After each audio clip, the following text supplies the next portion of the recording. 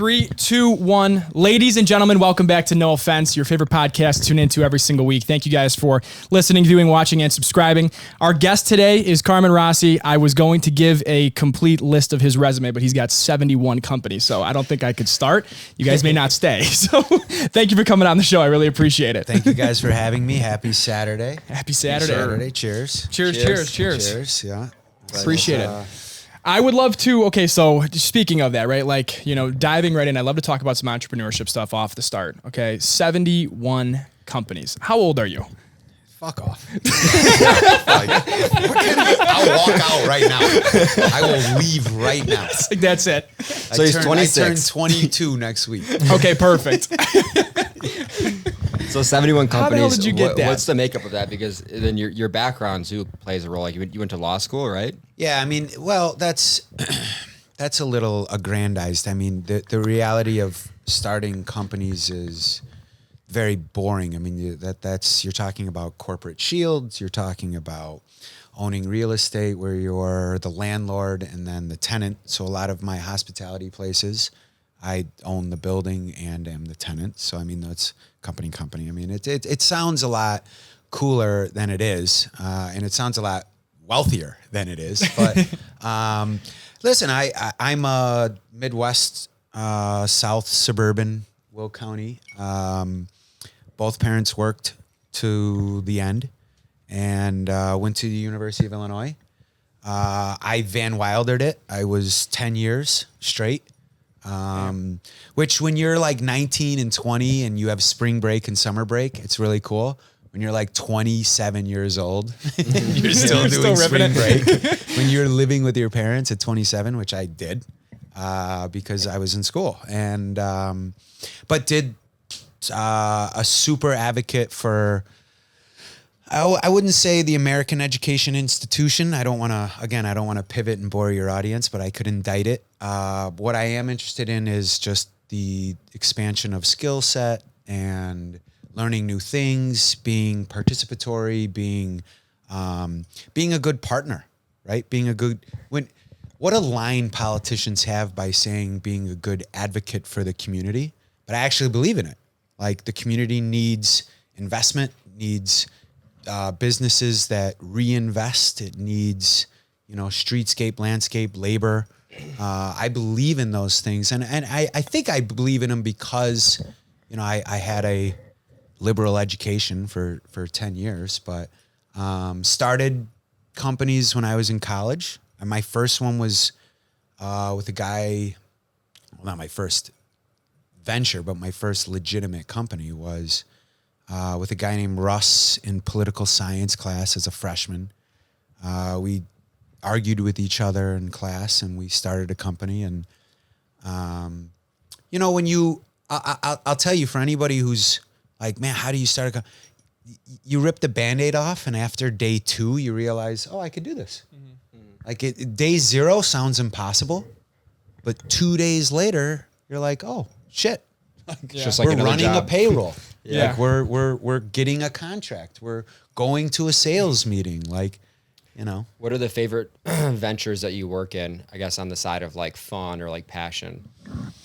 Well, I've become a jaded pessimist, just from, every day you put on your boxing gloves and, you think being a boss is cool. I'm not a boss, dude. I'm an employee. I'm an employee to government. I'm an employee to my companies. I'm an employee. Like I'm here to serve. So I don't really look at new ventures as, something that excites me. I look at it more from a consumer engagement. So like I got into cannabis because I see that this is an emerging market. Yeah. If you consider in the lifetime of the United States, which, let's do a little math, but it's not that long. Yeah. In the last few years, after when did Prohibition end? Like 1918? Yeah, 20. 1920s. Okay. Since then, not many laws have changed. True. So in 100 years, pretty much, or 80, 90 years, and then we legalized cannabis. We legalized sports wagering. Now there's there's so many new markets creating. Yeah, huge like cultural shift. All at the same, Yeah. all within the last few years that are pretty substantial. Not only revolutionary to American culture, to the world. Yeah. If you look at that landscape. So I think that's exciting. I think it's very difficult. Like if you look at these, if you look at the biggest companies, if you look at the mid markets in sports wagering and cannabis, they lose money today because they're pioneers. Like that, when you're a pioneer at the beginning, you lose. That's a very of all the tattoos, that's my next one. Pioneers get slaughtered and settlers prosper. Meaning I like that. That's the amazing, first yeah. people that The do the Native thing Americans. get fucking slaughtered. Yeah. And then after they do all the hard work and they establish it and the culture accepts it, then the secondary markets come in and actually make the money.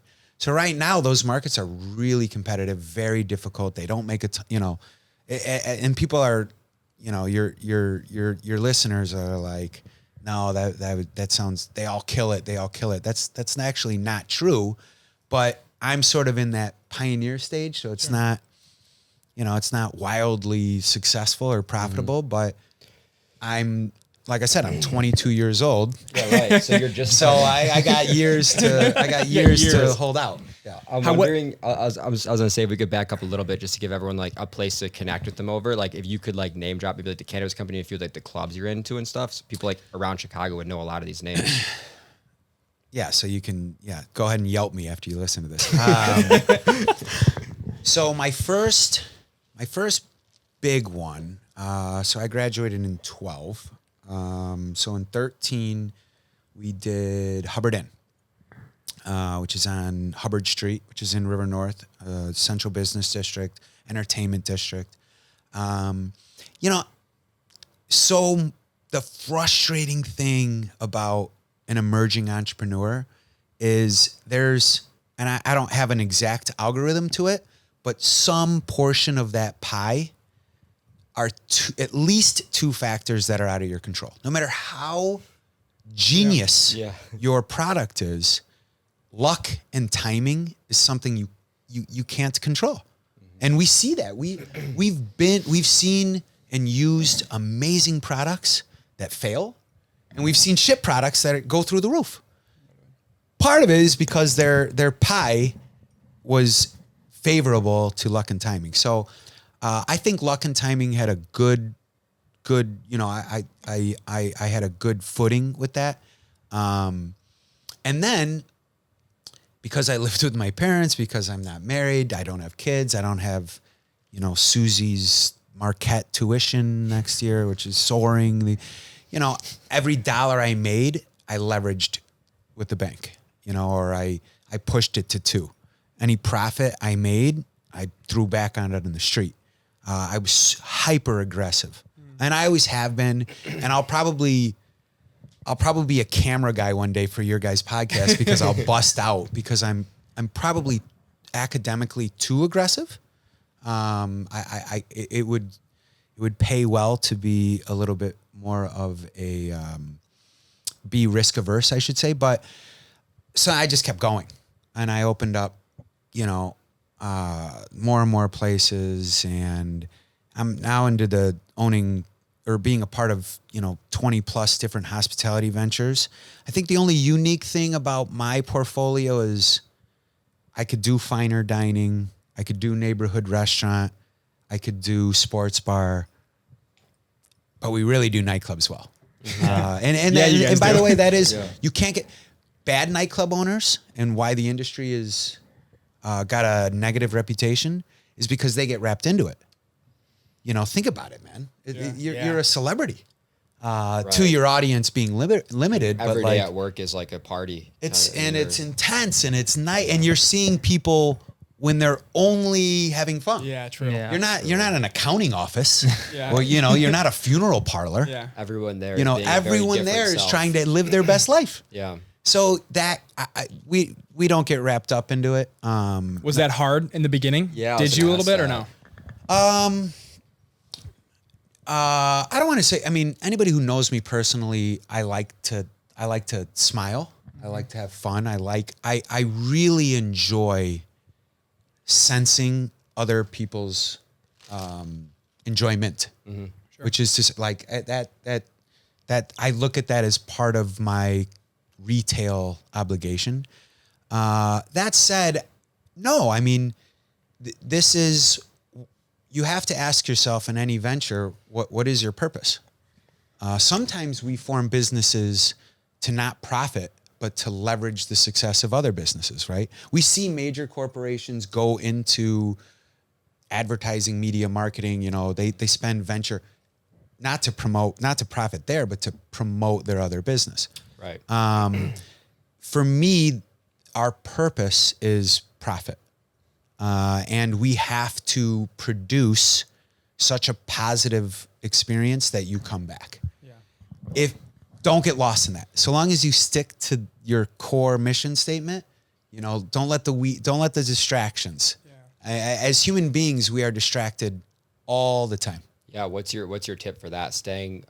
Being able to not be distracted on like a daily basis, or, everyone goes through like phases, obviously, but I can imagine going through all these different ventures that you've worked with on a daily basis. How do you just like keep your eye on the prize? I wish I had Is it the mission statement, just like knowing your purpose, kind of? I mean, sure. You invite somebody onto a podcast and you expect to hear revolutionary and such, like an erudite style of language, but KISS, keep it simple, stupid. Right. It's just like, don't just stick to the and the same thing though. It's the same thing with academics. It's the same thing with athletics.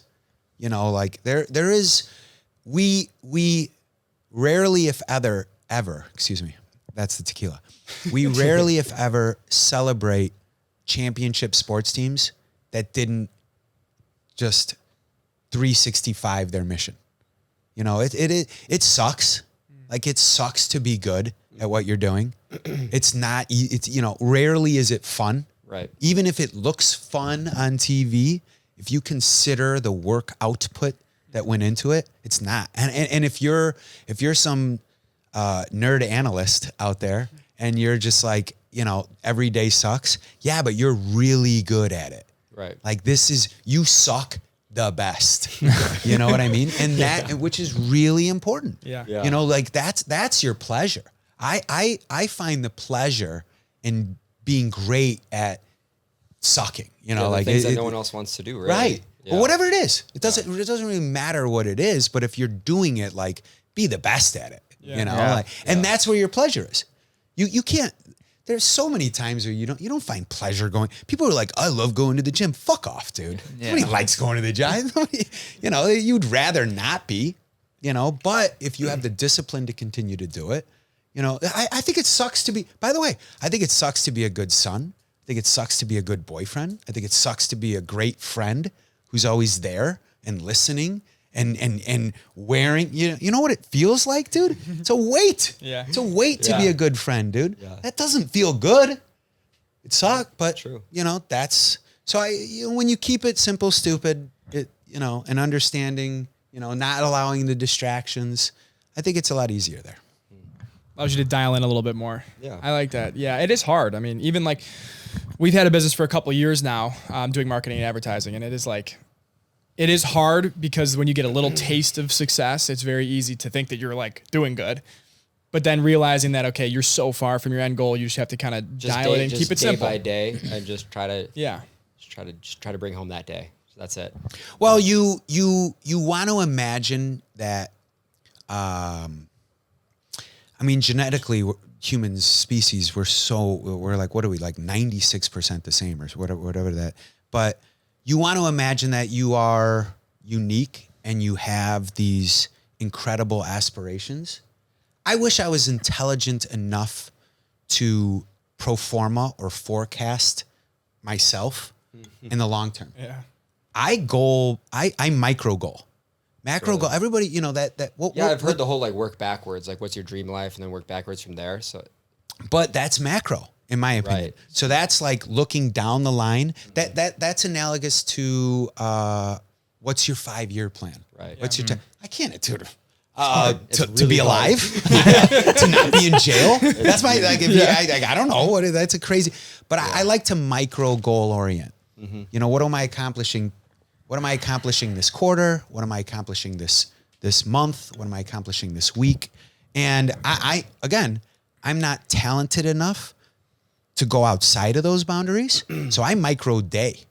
Like every day, like today, I texted him at 3:30 in the morning because I was out last night, and I looked at my calendar for the next day. I'm like, oh fuck, I'm going to be late to that. You know, But that's just because I have to live.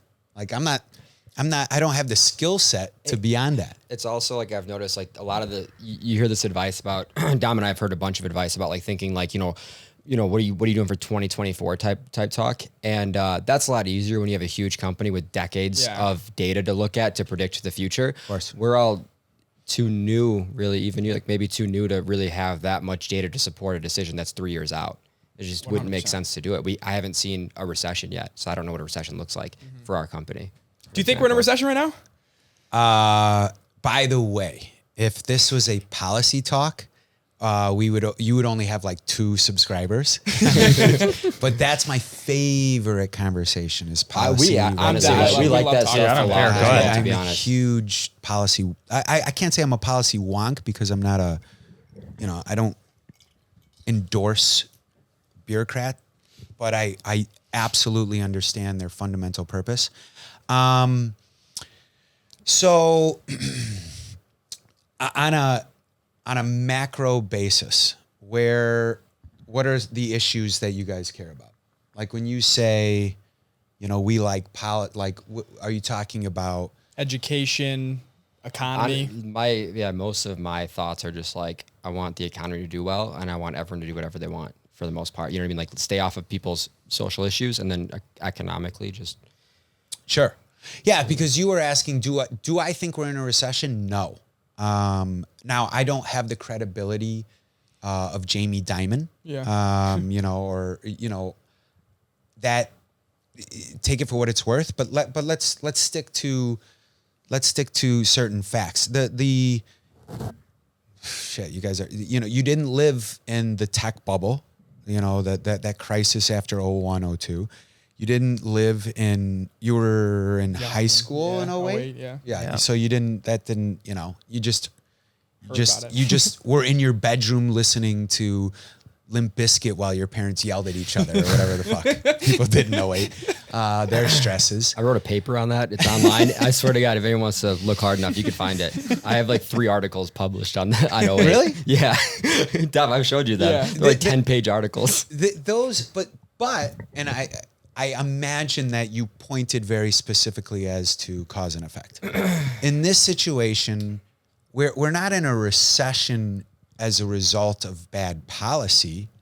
We're in economically challenging times for certain industry as a result of not just the pandemic, that as a stop in the economy, and then we didn't go 0 to 50 through a green light.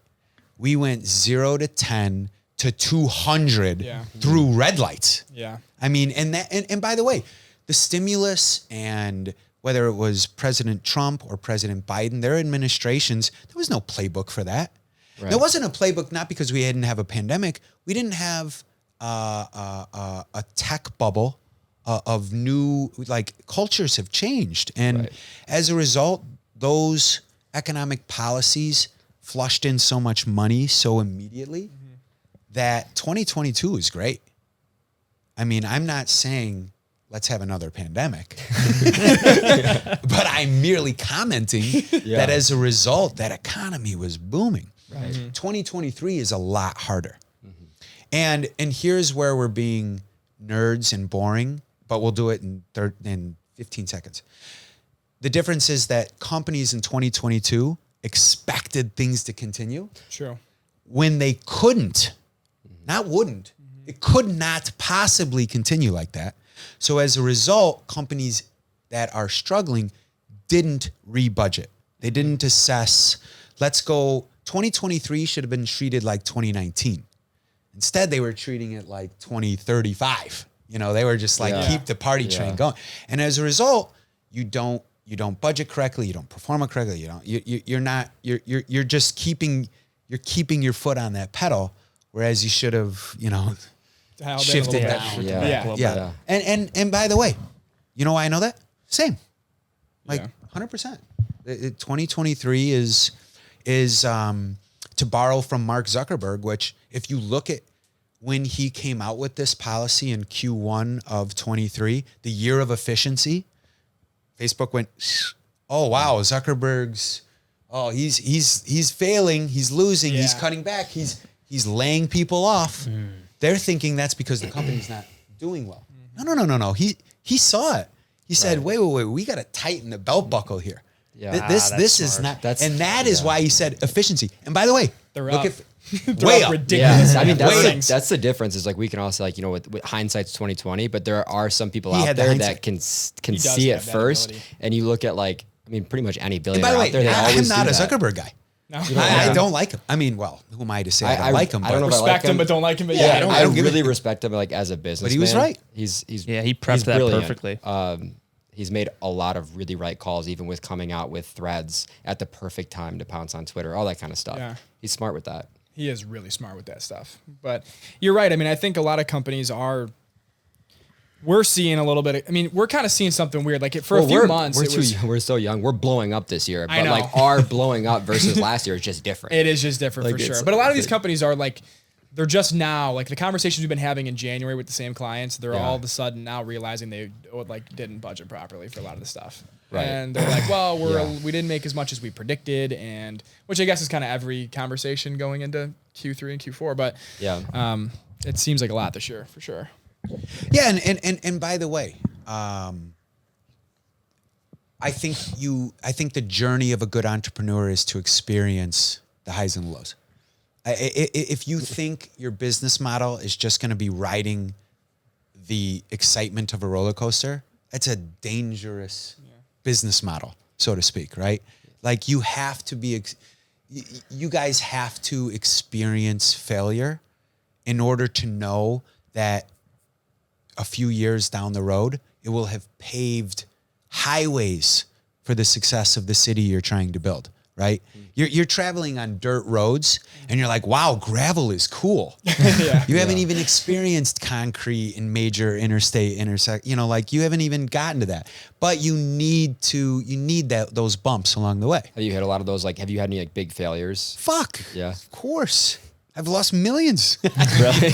Yeah, which has made me sharper. Well, that's true. That's the next episode. But yeah, and by the way, it was incredibly dark. Yeah. And whether your girlfriend breaks up with you, whether you make a mistake that you regret, or fail at something. Again, going back to our connectivity as a human species, big or small, we can go back to that. We know what a death feels like. Like it's hard to communicate it, but your hair can rise, right? You know what that feels like. There is no advice. There is no quip. No poster with a cat on it with a cute little saying that can avoid that. It's coming. It's going to happen multiple times. There is no tough guy attitude to say don't embrace it. You can overcome it, but you accepting it, understanding what you're feeling, and then converting it. I believe in converting negativity into positivity. I believe in converting a toxic asset into a strength. But that's how I look at property. That's how I look at a business. Is there something here? Can we turn this over? Can we convert this, so to speak? And the same thing with emotions. And so, but when we do that, it's not out of gut. It's not out of maybe this will work. No, it's out of life experience. It's out of, I've been here before. I've done this before. I can navigate this. Don't worry. I know this feels awful and you sort of want to tear up and your buddy next to you is a fucking puss and he's freaking out, but you just got to be like, come on. We've been here before. We'll do this. It's going to suck, but we're good at sucking, right? Yeah. Like we're good, true. like we've been here. So I my attitude toward of it may be a little inappropriately optimistic, but keep it simple, stupid.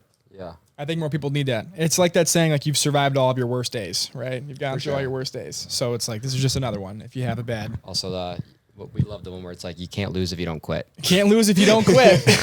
I actually haven't heard that. I love that. Yeah, we say that all the don't time. quit. There's a bad day where like, you literally cannot lose if you don't quit. So if you show up tomorrow, you're still in it. You're in the game. So how did you guys do this?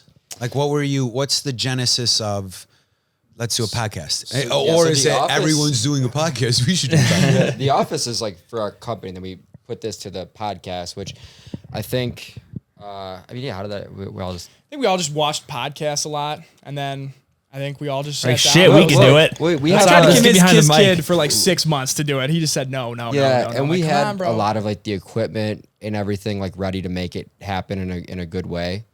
I think that we had people in mind that we thought would be good guests already. Nah, brother, we were fucked at the beginning. It was so fucking half-assed. Well, we thought we did. You always when you look we back did. and We thought we did. when you look back at something, you thought it was amazing at that point, and then you look back, you're like, God, that was fucking terrible. Truthfully, for like a first, we did pretty well for our first go at it. For first starting, I think we were probably had enough brains at it to like For sure. do better at it than like Yeah, the regular and person doing it.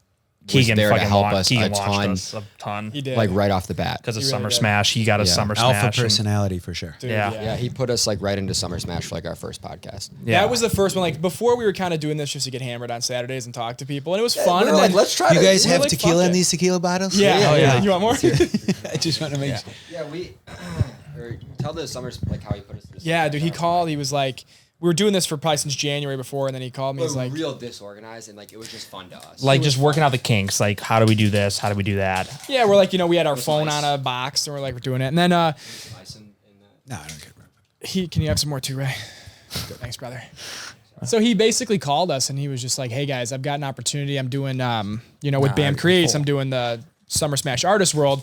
I've got a tent for Shout you out BAM guys. Creates. Shout out BAM Creates. And he's like, I got a tent for you guys. Would you be down to do a podcast? And we're like, we've got 100 followers. Okay, we have 100 followers. I think maybe 200 followers on everything. And we're like, fuck it, let's do it. Looked at our tent and goes, who the fuck are these guys? It's his festival. Yeah, we get a call the night before from Keegan. He's like, hey, bro, I'm Good, walking. shout out Lyrical. Yeah. Shout out Cole Bennett. Hell yeah. We were like, Good guy, good he's friend. like, I'm with Such the. a nice guy. I was like, yeah, he's like, I'm with the Lyrical guys right now, and they're wondering why they don't have the first tent. And who the fuck is No Offense? They were like the interview tent for the festival. They have an interview tent too where it's He was down. so, Dude, he what was a so great mad at us. origin We show story. up, Right, we that's show up great. in like a truck with like raggedy ass couches. hold hanging on, off hold the on. back. Let me tell Keegan this looks shit at our right setup, now. He goes, what the fuck is this? You guys are embarrassing. No. This is what happened. They went down first. I was working. And they're like, bro, you need to get like more stuff. Take everything from the office. So I come with my truck by myself. I carry tables, couches by myself. I'm hoisting them above. Stopping at our apartments, grabbing coffee Plant. tables. Actually, all these were in Summer Smash. Little plants, but and then we get there, and I think we ended up killing it. So we had 56 interviews. Lyrical didn't do their next day after the interview. We had so many people coming up to us. It was Actually, insane. remember, like afterwards, they came to us and they're like, "We thought you might embarrass us, but you guys made us Yeah. really proud today." And we're Yeah. like, "Thank you. That's a good feeling." So Yeah. that from there was really what was like, okay, we could maybe do something with this, yeah, that was our big launching point for sure. What were you saying? Sorry. No, so on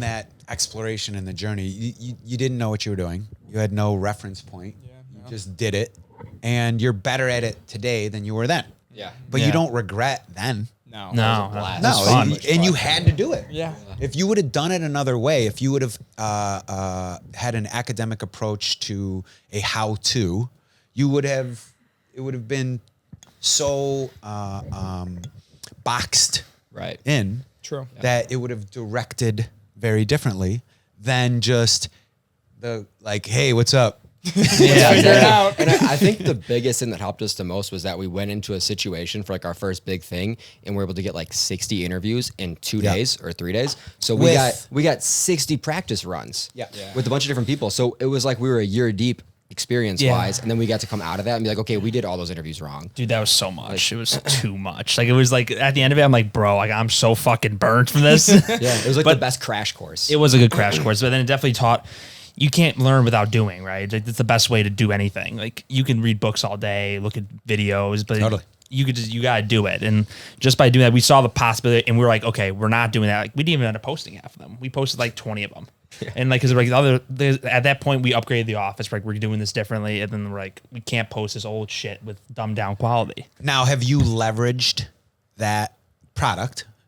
I mean, this is a product. Have you leveraged that product into other ventures? Like the media advertising, are you a little consulting? Bit, yeah. We've tried like, a little bit. Yeah, like things like renting out this space. Yeah, ancillary uses like you Concepting other podcasts. you pay rent 7 days a week if you're only using it 3. Yeah, you know, there's dark gotten time. really good at like editing and stuff, so he's been like kind of offering his services there and yeah, I mean, that sort of thing. We with all like this stuff, like my whole thing with this is I always think that the most important part of this is just putting content out. That's why I tell my dude, I'm like, fuck everything else right now. All the time. My team doesn't understand. I say that. I have this clothing company, Cirlalock, plug, and they're so sensitive to content. Like, it has to be perfect. I'm like, just push content. The more the better. Paralysis You analysis. just have to stay more. It's impossible to stay relevant. Yes, and like I'm like, and I've been telling them, my dude, like we need to post like 3, 4. And like I've slacked too on editing, like where it's like it's become a lot. It's like I'm editing this, that, and I'm like, but you need to be posting constantly. You cannot stop. Like that's the only way to grow. That's the only way we did grow. Just hyper aggressive posting and just bigger guests. We were just reaching for guests, and we got Pack House from War Dogs. That was a big one for us. Scott Storchum was really big. Scott Storchum was really big. Sure. Balin Levine. That was at Summer Smash. Shame on me. I don't even like. I didn't do any homework here. I should know all this stuff. We've gotten some really cool guests for sure that we were not deserving of. Like, I remember the first time that we came out with the War Dogs ones, the comments were like, who the fuck are these guys? Like, literally. We flew to Miami. One guy sleeping, passed out. Yeah, we flew to Miami for this episode, and this was the guy that was, the movie War Dogs was based on, to interview him. And the comments on YouTube were like, how the fuck did these guys get it? And we had like 3 subscribers. That's my favorite. That's my favorite interview to date. I love origin stories that make no sense. Right? That you couldn't I teach at the University of Illinois, and I approach education. When I say academically, what I mean is through vocabulary, case studies. Let's not reinvent the wheel. Mm-hmm. But if you tangent off, or if you field a question as to, well, how'd you do this? And your brain for a split second is like, well, fuck, I can't tell him how I actually did it because it makes no sense. Yeah. It's so random. Like it defies, the textbook language, or the textbook archetype. But, when it comes to products, and I believe a serial entrepreneur will look at a product and not just consider it as a profit center or a revenue source in a vacuum, but will imagine how to then leverage into new opportunities.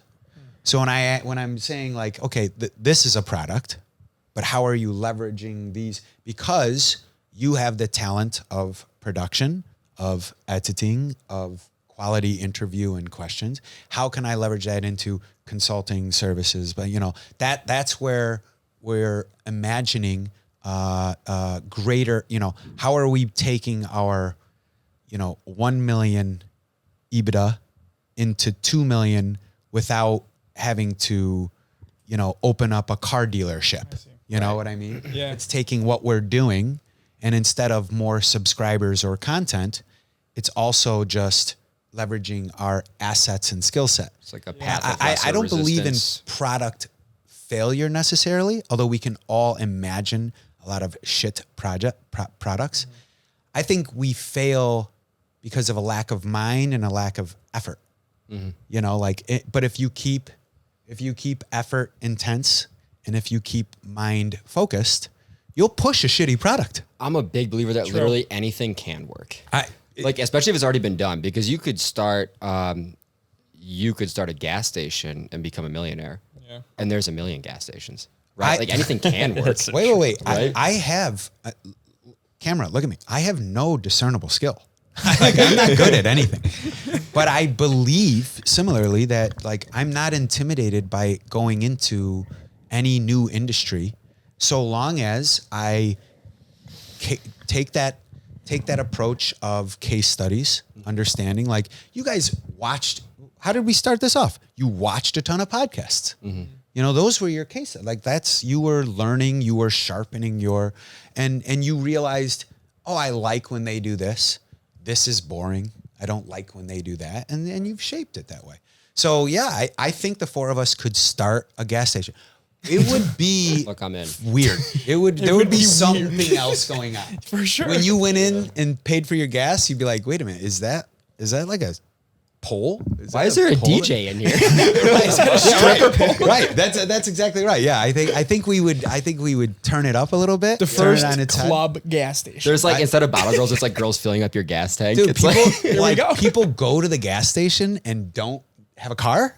Like I love the idea of pushing people into an ancillary use, an unexpected ancillary. But yeah, to that, listen, your generation, and I don't mean to date myself, but it's super peculiar for me to have students that are in college today and not identify with what's important to them.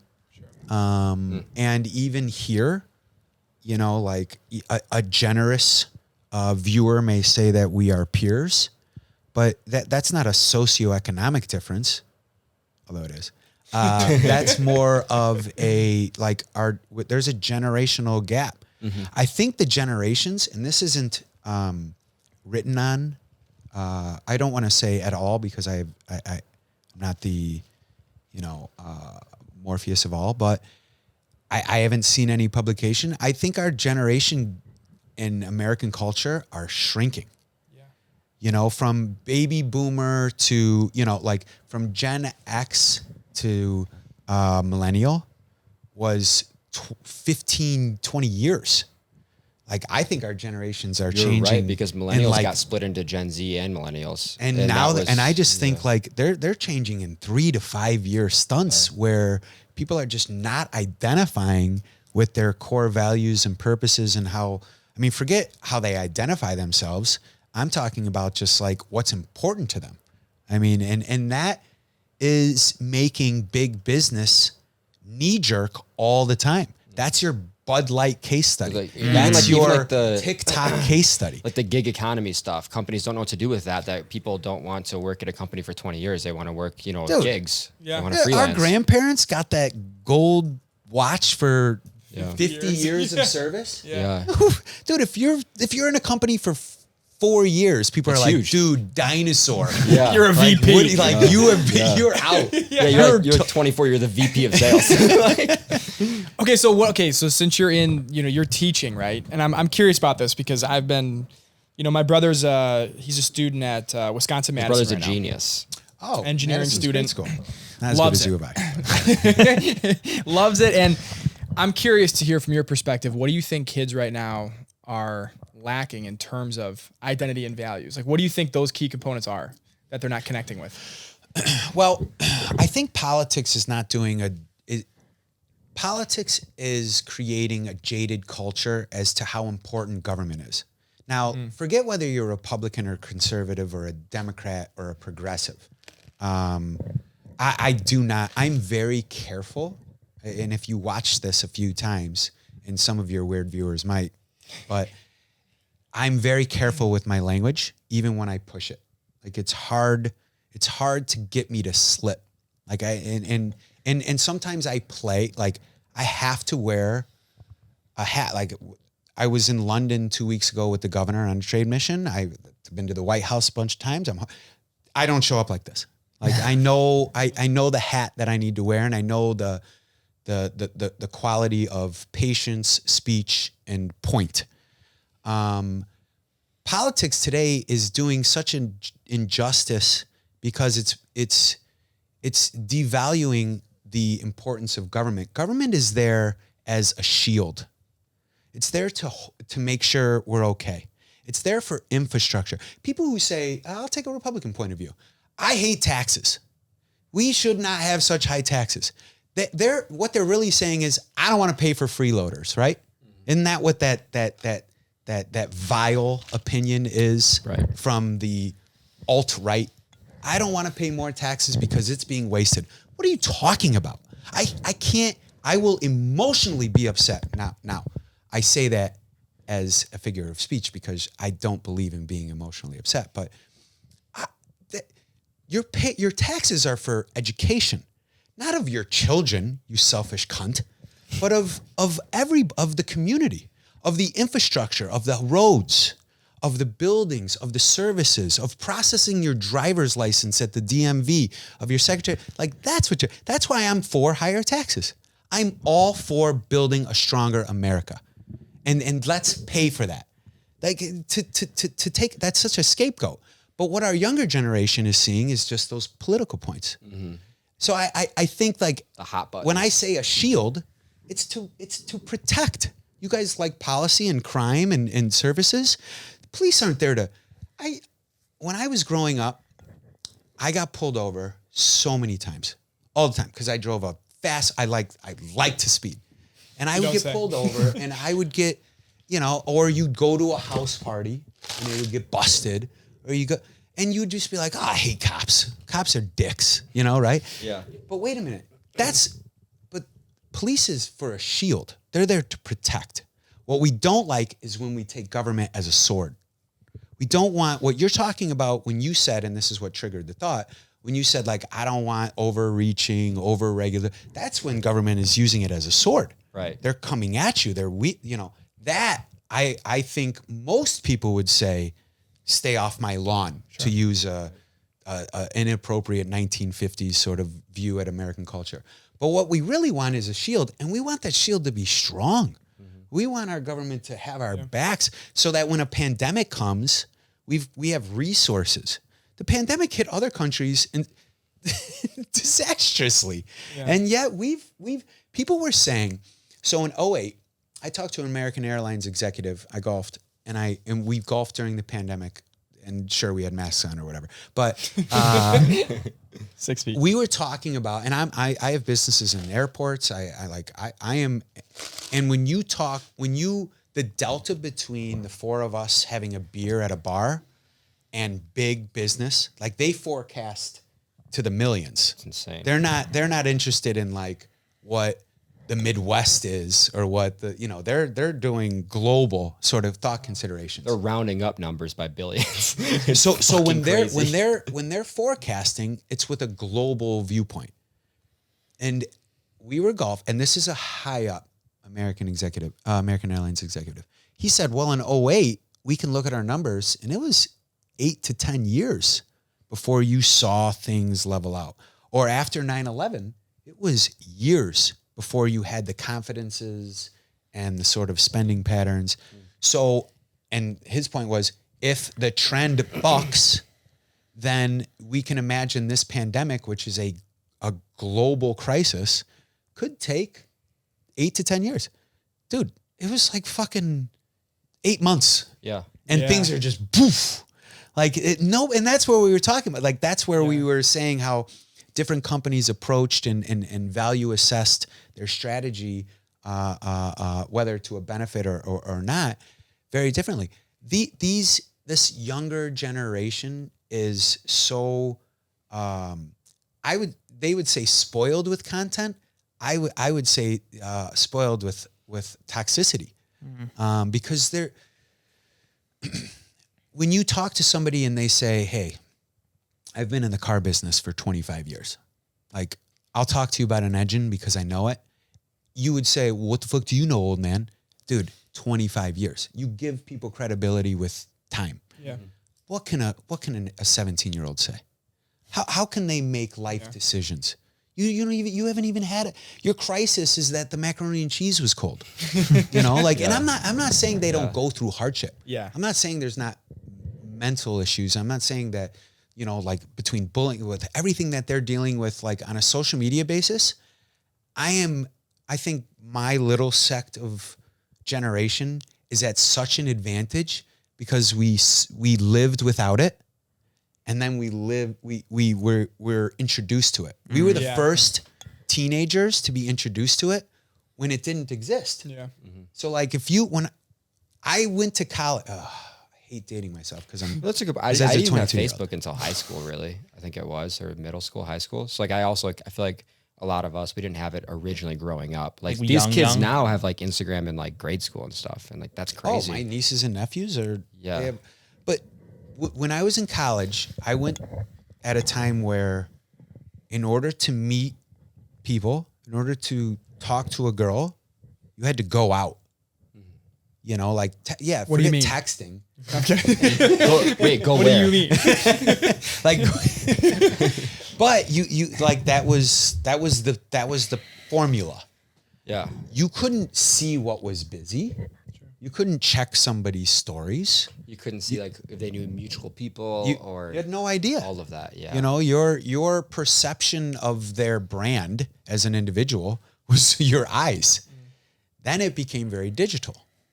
And while I was now granted, I went to school forever, but there was like, and I saw that and I saw how it all shifted. And I think this younger generation is probably one of the most important in our lifetimes because of, we don't know how they'll take it. How will they adapt? How will they adapt to it? And how It's will going they, to be like- wonderful because they're going to figure it out and see both sides, or it's going to be awful. Catastrophic. I'm all really dead. excited to see like how they treat it with like their children. Like once sure. they Yeah. get to their 40s. Which, by the way, wait. Their children, like when they have a kid 5 years from now, like that, these, when an 18-year-old Yeah. Oh, has true, a kid yeah. at 23, Yeah. how are they, like, we're not talking about, man, in 30 years. True, I see what Yeah. you mean, We're talking yeah. about like tomorrow. I just want to know, like, will they be as accepting to like their children having it as early on? Like, what will they think from their experience having it from a young age, and how will they like apply that to their kids' lives? Think of the difference between, and I'm not saying I am saying what's right or wrong. Think of the difference between an example of when I was, we had to cut our lawn. We had to wash like chores were like outside, like go wash the car. So you're washing the car. And then while you're washing the car and it's fucking 88 degrees outside and you're just, you see that Corvette drive by your driveway and you stop and you're like, oh man, that's a cool car. And your dad sees you and he sees, oh, this is a learning moment. I'm going to teach my son something, and he says, oh, that's Dr. Stack driving that car. Like that's, if you want the red Corvette, Carmen, you better work hard. You better stop fucking around and stop going, getting into trouble. You better stick to the books. And you're like, damn, dude, as much as I want to fuck around, I kind of want that red Corvette. Yeah. I kind of want that red Corvette. Yeah. So, and that's learning. And so and then you're just like, man, Dr. Stack, man, that's really, really cool. Consider that. So that's America of that culture. And then you're washing the car, you're doing the chores, and the red Corvette drives by, and your dad says, "Fuck that guy." True. How did he get True. Why does he get that? Why does he deserve that? Something. And then at night you're with your friends doing a sleepover, and you're like, "Let's go fucking egg Dr. Steck's house. Just fuck that guy, dude. Yeah. Fuck him in his red Corvette." It's a problem. It's a huge difference, It's dude. really It's a strange. huge difference in viewpoint. Same scenario, same sort of pattern, but very different viewpoint. I'm not saying that's not a political statement. That's just like take the same glasses, but very different lens. So I'm going to use those glasses and make a political statement. I Maybe don't kind of endorse something any I've been like political sort of statements. interested in is just that, like, from what you just said, that exact story of like your dad says, "Hey, look, that's a doctor in that car." I've been interested in this, like in the story about people that like live in like lower income areas where the guy that drives by in a really nice car, he's a rapper or a drug dealer. So in their minds now, like being exposed to like the internet, maybe of like seeing there's other ways to do it. There was a time when, your role model and like your path to making a lot of money in that car that you saw as a doctor, someone else sees as something else, and maybe that like has some. Well, what actually, and this is where we could petition the University of Wisconsin-Madison Yeah, to fuck those guys. teach an undergraduate course on the not the ideology, but the genesis of thought motivation. You're saying drug dealer or rapper. And that's I stole that from Lil Baby, by the way. Good to qualify. Good to punt. Good to say, hey, I didn't say it. No, he said it in a documentary, job. but it You're made me like learning. really think. I was like, that's really interesting that like that's how he saw it growing up. So we didn't script this. I didn't even know what the hell the name of the podcast was. I mean, we're talking freely here. I believe as that comment comes to me and I wear it, the reality of the importance that you're talking about is because of social media. Mm-hmm. So the issue isn't the job. It was always musicians. There have always been drug dealers or vice dealers. That's been around for centuries. What we're talking about is social media. We're not denigrating that vices exist. Vices will exist till the end of the human species. What we're actually talking about is that the tools that we promote, like social media, are not falsely, but maybe inappropriately advancing that. Because, and what am I saying? Because Dr. Steck doesn't have a fucking TikTok following of 10 million. True. But Lil Baby does. Yeah, right. So that's the only content they see. They don't see Dr. Steck. Like when you were younger, you didn't have the social media, so you didn't see it.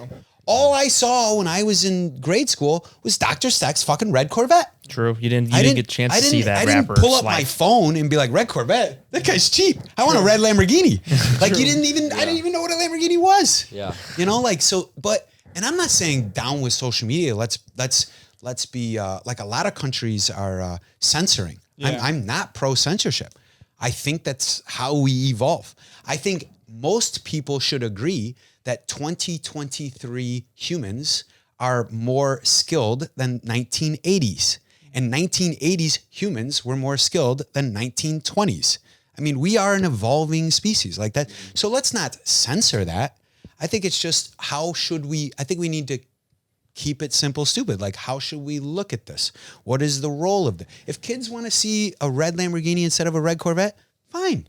But let's understand that you don't have to deal drugs. Like that, right. that there's other opportunities and avenues. And I would say that our government understands that concept.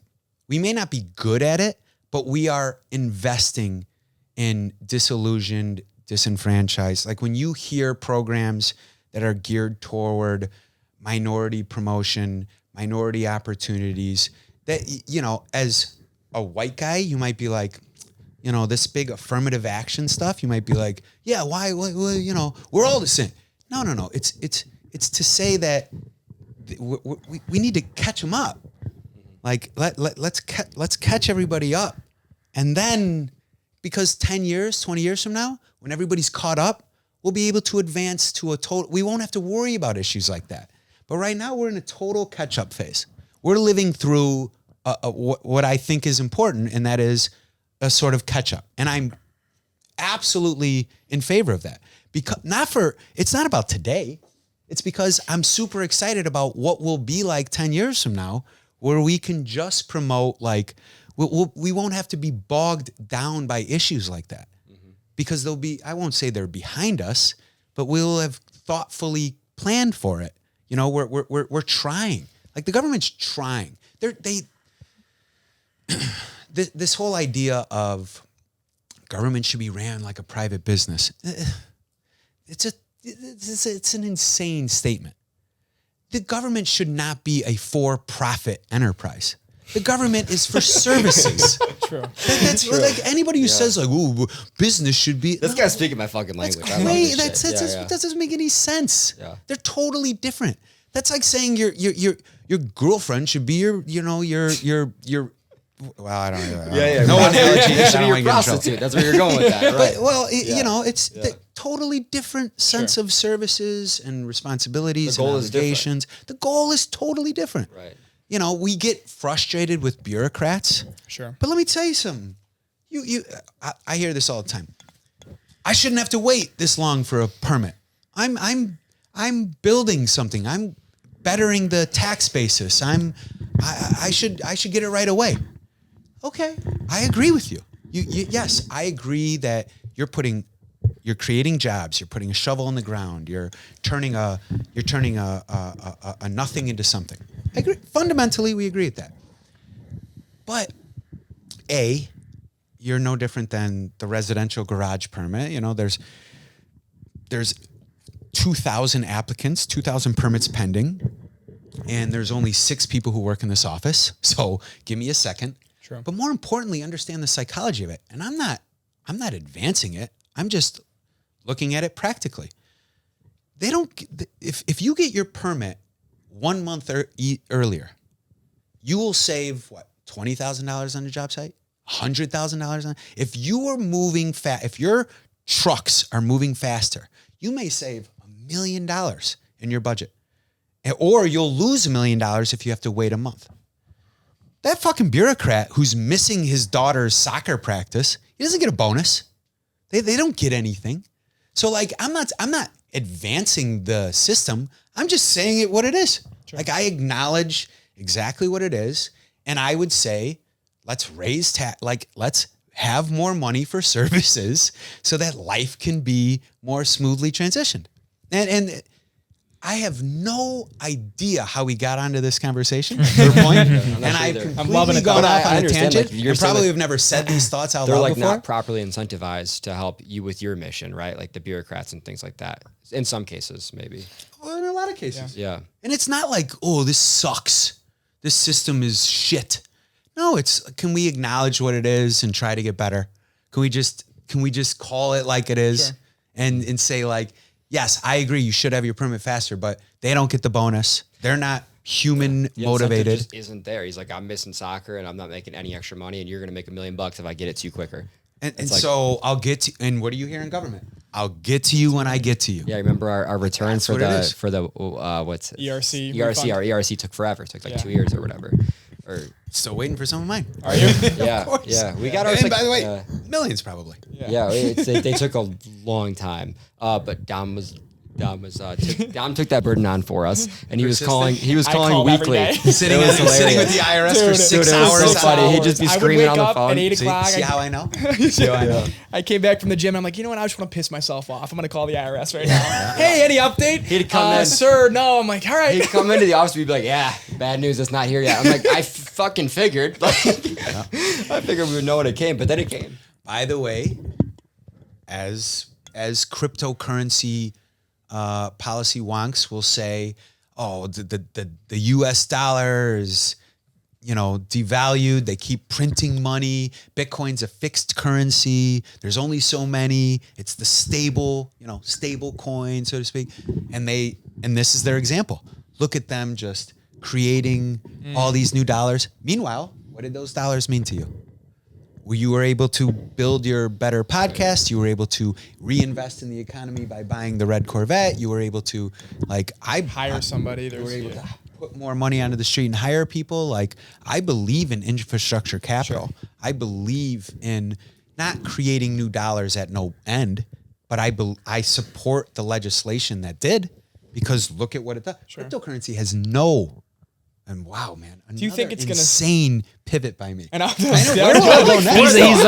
He's like for every pivot. He's like, I'm good. To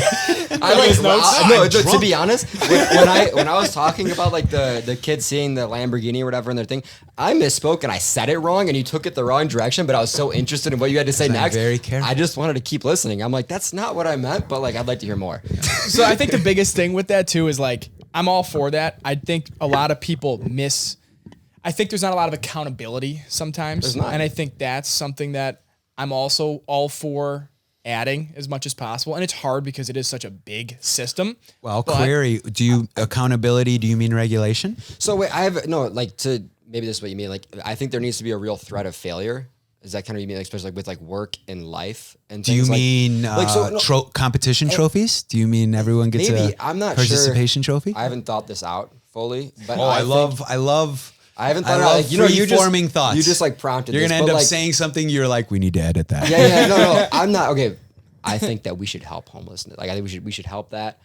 But I think the threat of homelessness has to be real for accountability in the system for people to like really push their limits and like create You're a a business Darwinist. that matters. You're the And strong I don't survive. think that like people should. I think that they need help, but I don't know how you help them while also encouraging that there's a very real threat that you'll fail, and like that's what pushes. I mean, like Huberman says, like the way to actually motivate yourself isn't by saying like this is what will happen if I do well. It's by this is what will happen if I don't do well, and that's what actually pushes you to go forward.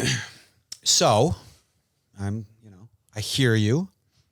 There are European nations that are welfare states, and I'll give you an example. And I'll give you an example you wouldn't even think, you wouldn't even notice. What if a substantial portion of a nation's tax base and budget is directed toward advertising for their citizenry to not do something? And hold on, because there was a lot of double negatives in there. So you have a gambling addiction. As a result of your gambling addiction, you can't pay to keep the electricity on. Your children are freezing in their home. Is it the government's responsibility to make sure that you don't have a gambling addiction because it betters the overall population to make sure those kids don't freeze while they're trying to study? Yeah, I think so. I don't know you, but as we speak, I think that would defy some of your other political. Yeah, and that's why I said I haven't thought it through. I'm like, I think that we should help them, but I think that there needs to be a real threat of failure at the same time. But my point is, that's how difficult politics is. Right. Yeah. We boil politics down And into it is a a real complicated issue of like. It's hard. Yeah. You want to say we should spend $100 million advocating for our population not to gamble. When you see those cigarette cases in foreign countries, do not smoke. This is bad. Those are economies that pay for the person who has lung cancer. And they say, my God, we're spending a fortune on people because we pay for them. We're a welfare state, right? We pay for the welfare of our population. We're spending a fortune on people who have lung cancer. We would spend a fraction if we told people to stop smoking. Right. So that's government getting in and saying, like, I want you to not gamble because I want the heat on. I want you to not smoke because I don't want the lung cancer. But very different from a capitalist. Hey, sorry, buddy. See, Like, that's kind of that, but that's also the shield. Smoking's legal. You need to be an adult. Gambling's legal. You need to be an adult. So and if that's you the shield lose your talked home, about, though. if you lose your home, you're going to be homeless. That's the shield, and the shield needs to be there to protect us from things like that, right? Like addictions and things that are there like that I agree with. But then there's a side of like, should the shield be there to stop us from just not trying hard enough or not getting the education? Well, and that's my question. Where does it the end? shield go? Right. Should we not gamble? Should we not smoke? Should we not drink? Should we not eat fatty carbohydrates? Should we not, you want to keep going? Where does it go? Yeah. True. Like, should we not, wear red shirts because red is a trigger color? Like How far does the reach go? Yeah. and that's where, and I don't think there's there's certainly gut you just responses. it's complicated on where it should go. Or do you take the other side of it and say, let it be. Let society take its place. Let people do as they are. Let's free market, and we'll see where things land, and we'll shield along the way. I'm not advocating. I'm saying, like, I think people will agree with both. Yeah, right. No, for Which sure. is what makes it so that's complicated. politics, people on both And sides. the of problem it. is, not the problem, but the issue is that the people who are making those decisions are missing their daughter's soccer practice. So they don't fucking care. True. Unless they're on the take, like Nancy Pelosi. I rarely talk negatively about people. I think that in order to be successful, you need to create I don't know, Carmen. We're on person number 2. Well, the first one I better not get aired. But you have to create patterns of positivity. And I really believe that if you do, it will take, it's a road. It will take you places. So I don't believe in negativity. I think Nancy Pelosi is just a bad example of a politician. And because she was so highlighted. All people said all politicians are, not Yep. all people, but people say all politicians are like Nancy Pelosi, which But is the cop totally thing. inappropriate. Yeah. But that's somebody who, like, Real bad. by the way, She I is posted bad. Nancy Pelosi. I have a picture with Nancy Pelosi on my Facebook. Like, Love you, Nancy. She's terrible. but no, I'm just saying, like, Yeah, that's no. an example of, taking and that's this. Wow, look at how I go full circle.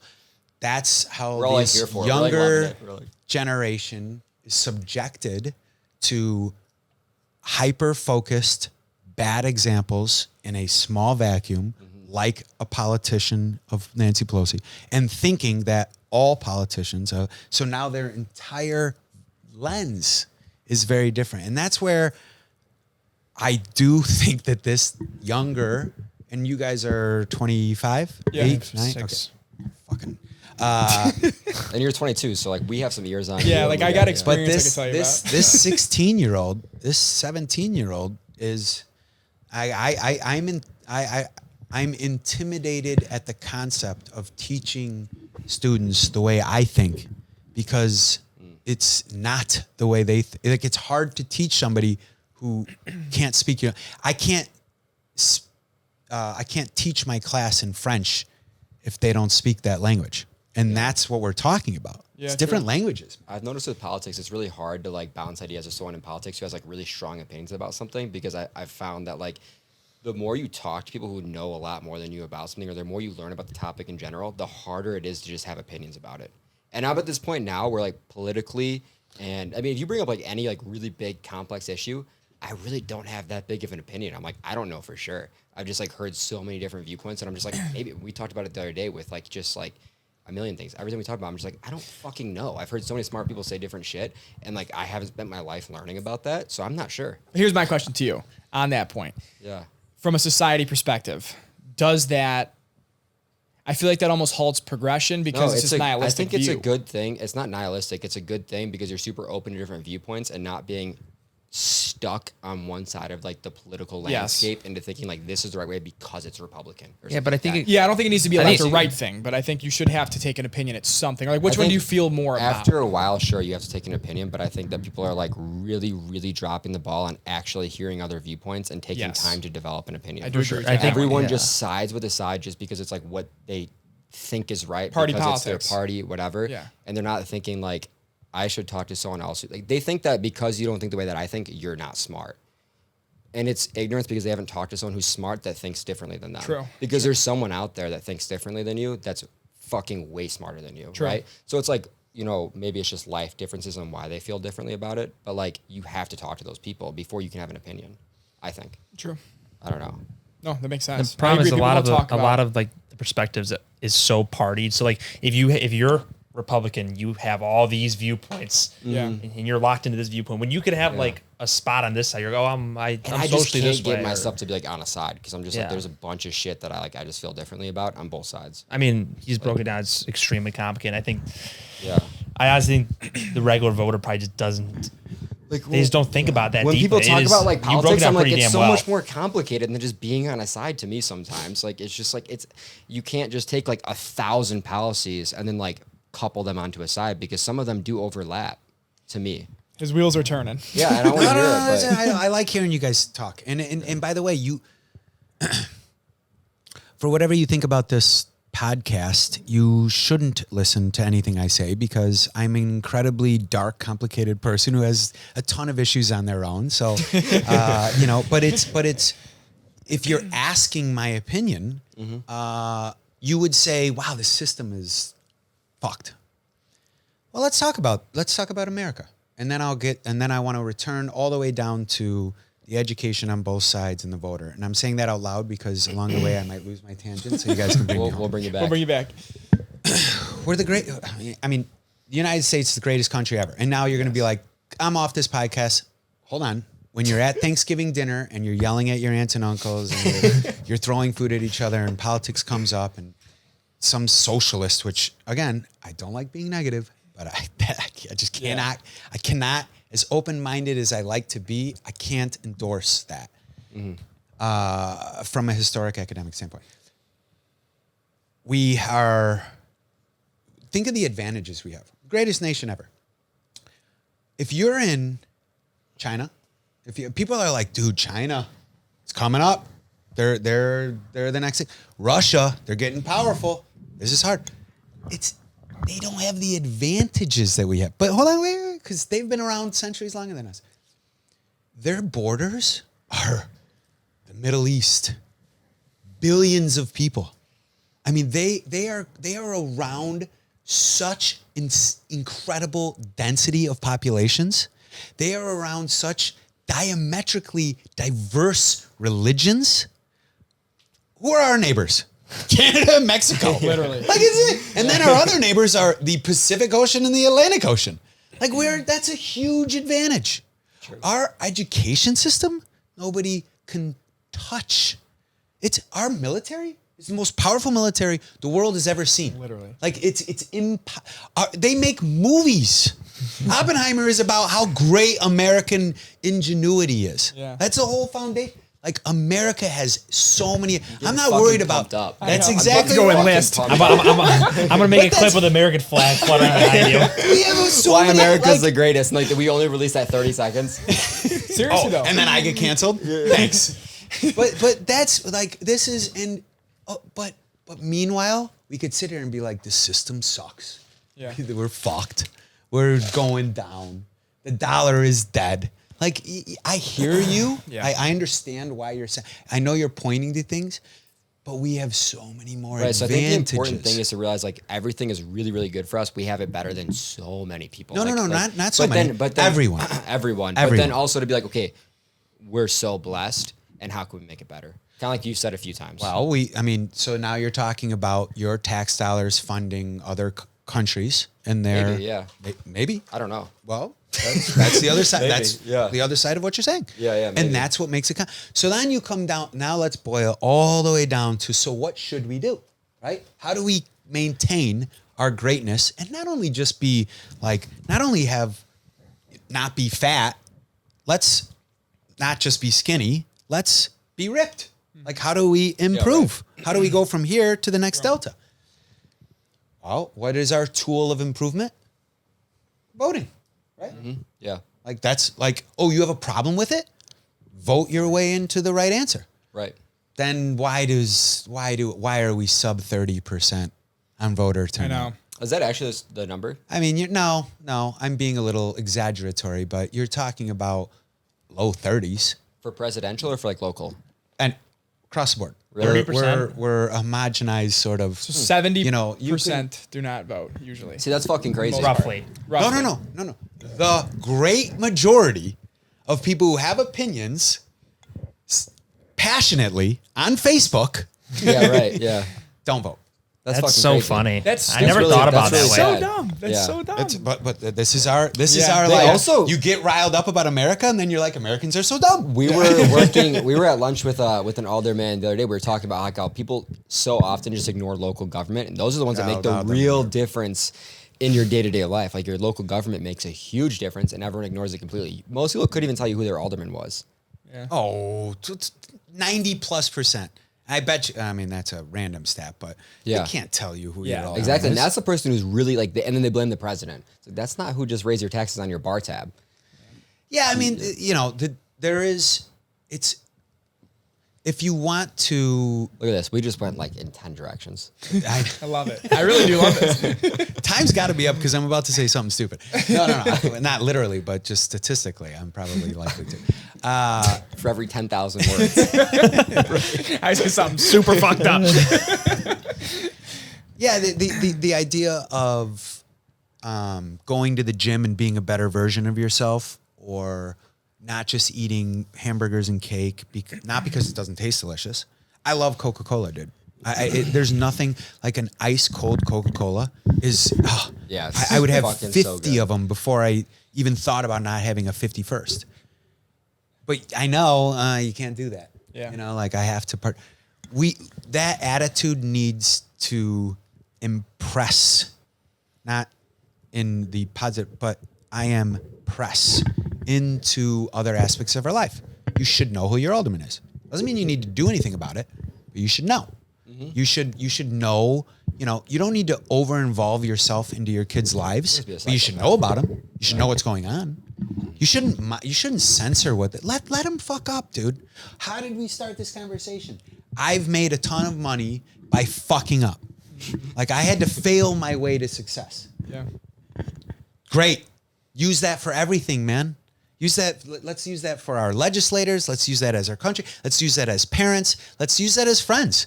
When I'm a shitty friend, when you call me and you're like, I had a horrible day at work, and I'm like, yeah, me too. I can't believe that she did. Like, and I just don't hear you. I'm a shitty friend.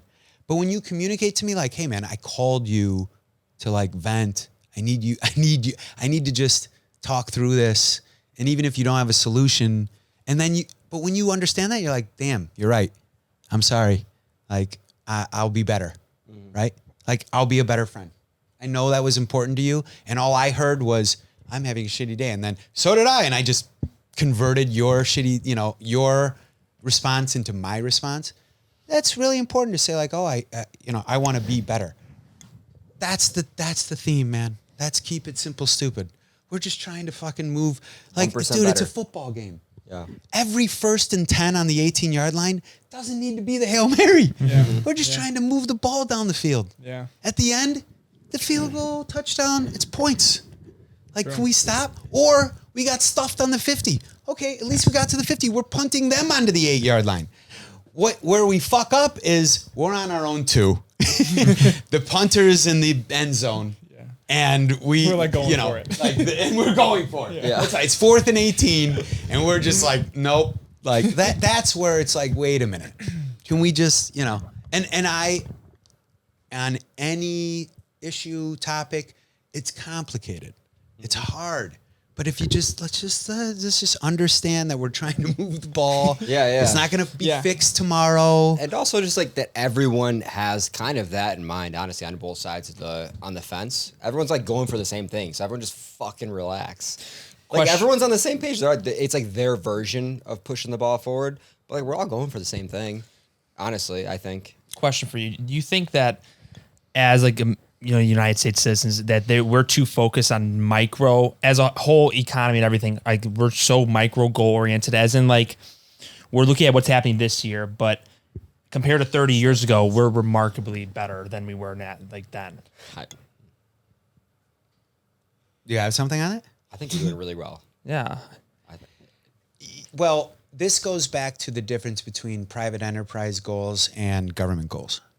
I mean, are we a shield or a sword? Mm-hmm. The problem is sometimes government forgets their role and they over-involve themselves and they start telling you what you should do.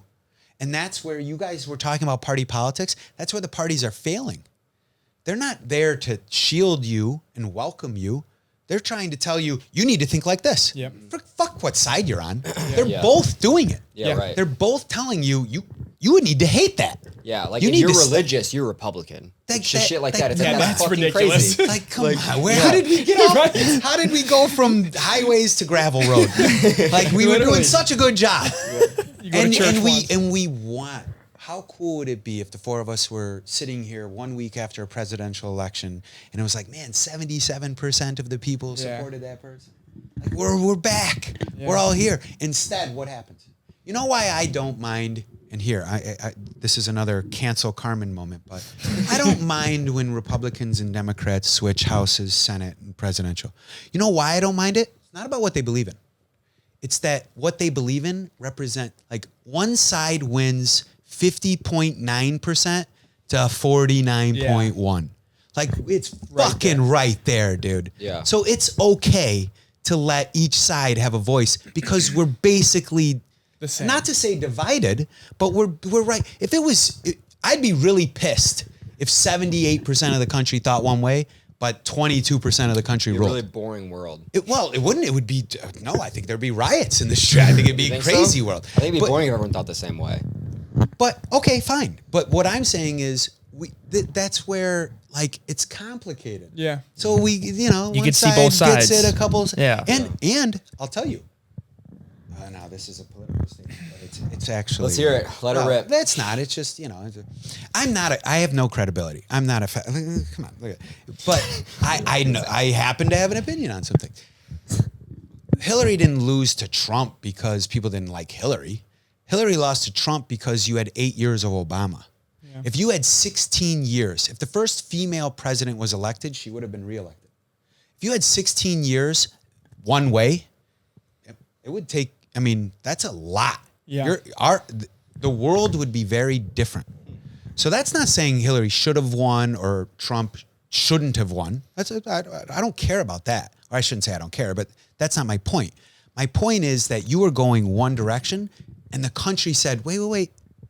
The country is about 50-50, 52-48. Like we need to teeter. Yeah. It's this. They say it's all about those, what are the middle votes called again? The swing votes. It's all about the swing votes. Who's switching? We're all swing votes, man. You think so?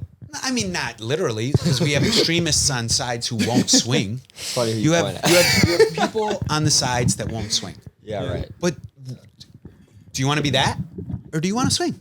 I want to swing. I want to swing all day. Yeah. I completely agree with that. Like, what are we? Like, let's get those folks to the middle. Yeah, we should. Like, and that's what I was saying. Is like, it's crazy to just be on one side. It's like it's so complicated. Sometimes, like. Now, don't speak crazy now. Don't talk crazy. Steadfast in your beliefs. That's true. They say, but yeah, it's just so complicated. I don't think you could just like make it like one way or the highway. It's just like sometimes someone on the party that you might agree with is fucking nuts, and that might not be good for people to see, right? I honestly just think they wanted to see a monkey wrench thrown into the fucking mix. There's those too. Yeah, there's those lovers of chaos. Let me ask you, because you've had experience in both city politics and federal. So this is like a total derailment, but I need some clarity points because I want to bring this to title this podcast. No, this is some clarity points for my grandmother who thinks that everyone in the federal government is part of the cabal and we want to take down the world. I would love to hear from your perspective, right? You have been to the White House. What is that experience like when you're working, and not even working, but just like when you're hearing about, or you're obviously a part of these in some capacity and like these conversations and such. Is it similar to your city politics just on a larger level and everyone's just trying to figure it out? Or is there some meaning mastermind behind all of what's going on in the country? So a lot of... you just asked him if there was like a fucking... Well, I know he doesn't know, but I'm saying like... Is the Illuminati real? Well, Jim Carrey. You know what I'm saying. My tattoo says it is. But no. You know what I'm getting at. Of course. Yeah. So I think that... For someone who is an attorney and owns businesses in different industries, who didn't come from money, who is not automatically, or I'm not instinctively intelligent.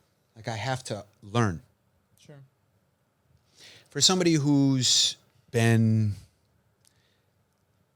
invited to the White House, who's been, and I've had dinner with presidents, and I go to, if there's a function in the city of Chicago, I will be present. You have to wear different hats. You do too. You could do that because you're not your grandma who thinks one way only. It's not inappropriate nor difficult to be open-minded and to understand tonight we're going to a festival and we're going to participate in fun activities. Yeah. And that's going to be, but tomorrow we're going to wake up and we're going to, do other functions and we're going to respond to our professional obligation, our familiar obligations, our whatever. I think that we're all like that. I think that we all want to be like that, actually. Yeah. And I super wear that. Like, I'm super responsive. And I will say it has, as not advice, but it has benefited me greatly. For the circles that I am in, you would think that I am some billionaire who writes checks. I'm in the room with those people, but that's not me. I just think that people respond to that energy, and that's the energy that I want to give. And by the way, it's not cheap. It's not fake. You know, like I actually believe in the great tenets of this country. I actually believe in supporting government. It infuriates me. It gets me excited. You know, like the politics you see, you're just like, oh, get rid of all of it. But it has its purpose. Your grandma is just like, look at this. She's only using her eyes and ears, and probably only has 1 ear left and blind. But she's just like, how could you agree with this? Yeah. This is terrible. Like, how did we go from interstates to gravel roads? But you just gotta be like, Grandma, it's a process. Yeah. We're here. 2023 is better than 1980 is better than 1920. Sure. Like, we're evolving. It's not pretty, but it never is. And it's like a company, like you were saying before, you like learn by failure and you just fail forward. Patterns of positivity. If we are all, instead of throwing a wrench or a Molotov cocktail, instead of, the Tea Party or the progressive socialists, both are fucking off. If we could just be like, wait, let's come on. You got some good ideas. I hear you. Yeah. I hear your ideas. Can I tweak it? Because I'm educated, because I care about getting better, because I value Dr. Steck's Corvette. I don't value egging his house. Mm-hmm. Sure. Like, we could just can we just move the ball? It's 3rd and 2. Let's run. Let's do a halfback dive instead of a fucking Hail Mary. Hail Mary. Can we just move the ball down the field? That's what I advocate. Sure. And that's how I advocate in business. That's how I was dumped a couple months ago because, in truth, I was trying too hard probably, and I don't have to worry about this because she doesn't listen to anything that I fucking say anyway, so she's not going to remember this. But, I was shocked. Were you? How arrogant am I that I was just like, wait, you're dumping me? And that was just horrible. It was just and I'm short. I'm not 6 foot tall. I'm not even that good looking. I just, I was never an athlete, but I was just so, but it was because I was throwing Hail Marys the whole time. Mm-hmm. Like, you can apply, again, the human species is not that complicated, and we're genetically, we are all statistically almost the same. But if you understand it and you're just like, come on, we're just trying to move the ball. I'm just trying to get better. If you've got your 10-year high school reunion in 2 weeks, you're like, I want to look great. Fuck off, dude. You got 2 weeks. Yeah. But we're just gonna do a juice cleanse. We're gonna hit the sauna. We're gonna cardio, light cardio. We're just gonna we got 2 weeks. We're just gonna move the ball down the field. We're not gonna go crazy with it. And that's how that is my, I can't wash that way of thinking off of me. Sure. Like, that's how I approach everything. And I approach it personally, professionally. And I disclaimer this by saying I have tons of issues, very dark thoughts. I mean, everyone's like that same way, but I think most of us probably in this room are like on the same page of everything that you just said, of just, dude, we're all just trying to fucking figure it out. And it's okay to have a really, really positive way of, you don't need to apologize that you want to figure it out, and also have some demons in the closet. But you're like, look, I do know the right way to do it. Maybe I don't always follow that, but that is my thought. Right? Do you think, kind of pulling back right from this high level to more of that education piece? How many viewers do you think we have left if this was live? 7. 2? 3. You'd be surprised. A lot of people like this. Yeah, a lot of people like it. I think but I'm saying hour 9. Yeah, so it's weird. It's always like, they'll think it's more interesting than you think, I think. Dude, I could talk. Look at Joe Rogan. He goes on for 10 hours. About bees. Say that we're on his, about if you could have a beekeeper on and get 3 million, we're fine. Yeah. Someone's fired up listening. Some politics guys just like those fucking assholes. Alderman. Kind of tying it back to education, right? When it comes to, do you think politics is leaking too much into education overall, especially in a college level? Well, and do you think that's deteriorating No. What you're asking is, should the Pledge of Allegiance be said in kindergarten? Sure. Should we have God on our money? I think he's asking. No, it's, Oh, it's, you're that- asking about like The infusion of like other Ideologies? value or that. ideologies on like college campuses and stuff like that. You have- liberal college campuses. By the way, I know that's not an opinion. Yeah. That's a fact. Sure. And I know Yeah. that you've like mentioned stuff about that, so I want to like hear what he has to say about that. No. Yeah, Come on. hearing what my brother says about being at Madison and some of these things the teachers say, like he got an F because he was talking about the differences between he likes war movies and his girlfriend likes comedy, and sometimes he watched comedy movies and she goes, well, you should understand that your girlfriend may want war movies, and he's like, well, so is it misgender? So like, just a lot of that stuff. Like, you ever read the book The Breakdown of Higher Education before? Yeah. Okay, so do you think that is really applied to where we're at, or like what? Well, is happening? I'm taking a safe answer, and fortunately, I'm not the Secretary of Commerce, so I'm not going to derail the stock market on Monday morning by the posting of this. But if you're asking me my opinion, and by the way, I represent nothing. I'm a no one. If you were to look, I'm only returning to previous analogies. If you were to look at the simplicity or hardship of life in America in the 20s and 30s, what were your obligations? I need a roof over my head. I need food on the plate. That's it. There was not anything beyond that. It was the whole country. And by the way, it was the whole country for a long time. Do you know what? 1945, Chicago was the 5th biggest city in the world. The world? In the world. Wow. In 1945, it wasn't that long ago. And we were I don't know the statistic, but I don't know if we're in the top 30. Yeah. Like, we've become a globalized, So going back to the 1920s example, we lived with fewer influences. It was I don't want to say simple because life was hard, but your functions and responsibilities were limited. Just like less distractions, maybe. What you're saying is it potentially negative to expose children to too much information? What was the life of a 1920s fifth grader? What did they learn? Arithmetic? Literature? Now they're being exposed to so much. Will that, and here is my not problem or issue or thesis, but what you're asking is, will we continue to advance as an intellectual society? I think to like kind of put an extra word in there, it's like, is it a problem to expose people to too much biased information almost? I think China's doing it. China censors all the time. And if you look at their tech stocks, if you look at Alibaba, if you look at TikTok, they censor it. Those stocks go like this because of what China's doing. Do you believe in that?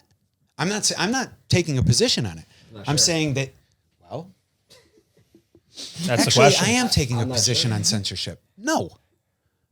Which part? Yeah, It's I wasn't sure. I proven. didn't know Wait. meant You don't the have school or to. the China. You don't have to. Well, China, but Okay. you don't have to. I'm not saying an opinion. It's a fact that we are an evolving, intelligent species.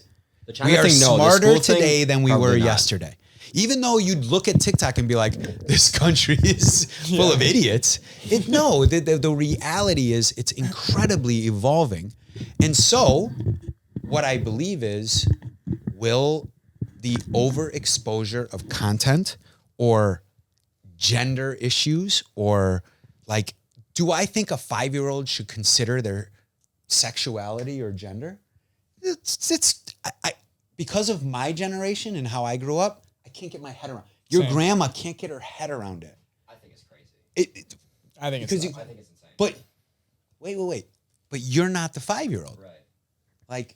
And you're not in 1920. You're not the 1920 fifth grader. And I'm not defending it. I'm just saying will this advance us? What you're actually asking is 20 years from now, are we better or worse? Mm-hmm. Because 20 years ago, we're better. 20 years before that, we were better. 20 years before that, we were. So are we going to continue to uptick? Or, and here's are we at the pinnacle of our enlightenism? And we're about to fucking like Rome. peril. So it's back Are to we Rome? It's back to maybe And I'm not we don't answering have that enough question. I'm information just- to know. We don't know what will happen. That's why politics is hard. See, that's cool. I didn't think about That's that. why politics is hard, dude. It's why it's not about Republican Democrat. I hope us young 20-somethings Yeah, right. Yeah. live to see a third party emerge. And they emerged because people were finally like, I'm done with this noise, man. Like we're living too far on the, you need to like this, you need to hate this. We are a free thinking society. People who say that we're not are creating socialist ideology. You're defying you're defying the institution that has made a podcast from Summer Smash, from a dumb idea, from a hobby where you interviewed 60 artists to a business. Because that's how things happen. In other countries, you can't have an idea and turn it into a business. You can't have a hobby and monetize it. You have to, this is what you're doing. Grow up because this is what you're doing. And by the way, when I say some countries, I mean a ton of countries. A lot of them. Did I get really loud? People are like turning their volume down. No, it's completely true though. Mastermind. And you're also defying the system that allows you to think that way, to even create that thought. Yeah, we're lucky to be able to have these thoughts. We're lucky to be able to say what we're saying right now on camera to go on the internet. And not worry about getting arrested. Russia can't do that. Yeah. They can't even protest, really. Dude, I can't stand people who claim they love America but hate Americans. Yeah. Like it's annoying. Like just stop. Like I'm not saying the other side is right. Sure. I'm saying can we understand what they're saying and then maybe explain to them? I think you're like, can we do that? And if we can't do it, then fuck off, dude. Let's just nuke each other already. You mentioned a third party, but what's so interesting is that there's like there's like three parties within each party. And so if you could be part of either side and be really easily pigeonholed into a really deep side of that side by people maybe on the other side. And it's like, we'll slow down, right? Like if you're on the left or the right, you could be Antifa or the KKK. And it's like, it's not all one thing. They don't all think the same just because like they side mostly with like one side. Wait. That's it's a really strong point. The difference between 2023 politics, I'm sorry. Feel free to cut me off if I'm monopolizing the conversation. But the only difference is, again, it's not the kid who's worried about the red Corvette versus the red Lamborghini. The difference is we gave him the portal, right? We gave him social media. That's what we're actually talking about. We're not talking about wanting a red Lamborghini. We're talking about we exposed them to the red Lamborghini through social media. What we've done through, again, technology is crazy people have always existed. The person who showed up to town hall in 1870 and said, no more green. If anybody wears green, they should go to jail. You'd be like, all right, thanks, Mr. Smith. We'll talk to you later. Bye. Yeah. But now, Mr. Smith, now that guy has a YouTube channel, a bullhorn, a social media. He has a podcast. Very true. So now politicians are like, fuck, I can't ignore this crazy person. Good point. And meanwhile, the person who's saying, Mr. Smith, who's saying, no more wearing green, everybody else is like, I don't care about that issue. What a dumb issue. But the only person the politician is hearing is that person. Because the four of us didn't vote. Well, actually, 1 out of 4 of us voted, statistically. So politicians have to, dude, their job is listening to Mr. Smith. Squeaky wheel gets the grease. And they're fucking, in his insane idea that you're not allowed to wear green in public anymore. Like that's the world that we're living in. So you're saying, how could you believe that? Dude, the politician, what's awful about politicians is they just want to get reelected. They just want to keep their job. Yeah. If you had a job and your job was predicated on Mr. Smith's green policy, you might be like, yeah, green sucks. I don't think, because you're just like, man, I kind of want to eat tonight. I kind of want to pay my rent. Fucking vote, people. Well, I mean, but it's easier said than done. Sure. Everyone in the country could listen to this, which is what you want to build your subscribers. But everybody would be like, yeah, vote. And then tomorrow will be the voting day. And I'll be like, dude, I just hit a blunt. Like, I just ordered fucking Chipotle.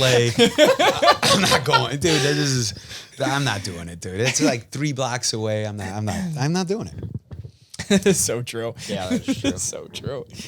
It is a complicated issue. It really is a complicated issue. And people need to understand that, like you were saying. I guess that is kind of the whole theme of this is just, We need to take it's not as black and white. Do something. We need to do something. We should do something radical. Is right? this a Right, movement? Andrew? This Is this a movement? We need to start a I can't movement. participate in this. I can't probably just- participate in this. I am in everyone. We're all meeting at town hall at 3:00. No one bring your fucking green shirt. Oh, Take 300. that shirt off. So hot take me because we got to close this out only Yeah. because nobody wants to continue to hear my rants and ramblings. But what is?